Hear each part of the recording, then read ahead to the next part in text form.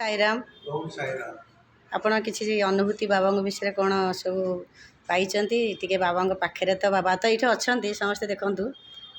आज जड़े भक्त भक्ता तर अनुभूति कहे सब साई भक्त अपेक्षा कहतु कौन अच्छी आपणकर सब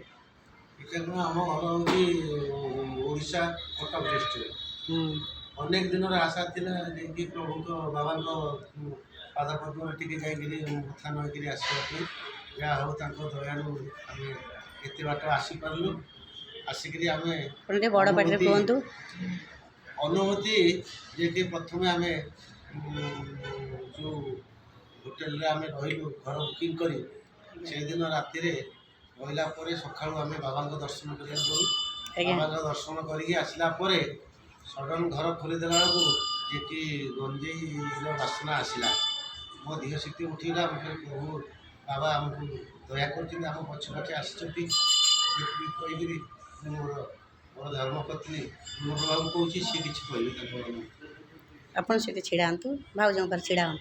हाँ कहतु भाज टे बड़ पटे हाँ प्रथम ये कहबी जे खंडवा मंदिर रे बाबा सामने आप अनुभूति कहते मोर भी से सौभाग्य मुझे आपण सहित भेट हली आम जेहेतु ओडिया समस्ते जानते ओडिया लोक ओडिशा लोक सब देखा केते सुंदर लगे आपण मानकर माने समस्त अपेक्षा कर बड़ कि कहे कारण मु तो माइक्रोफोन आनी तेणुक बड़ बटे कहे कहतु आप आसला 2 दिन पर आसली बाबा पाखु बाबा पाखे देखिए 3-4 जन लोक ठिया पाखक जा धरिक रोच मत मो हाथ पाऊनी मो छोट हाथ भी छोट नहीं मो हाथ बढ़ी पाऊनी ठाकुर कहले आ हाथ पाऊनी मो पाद छुईब केमी से पेली देकरी मो हाथटा को नहीं लगेदेले पादे मुझे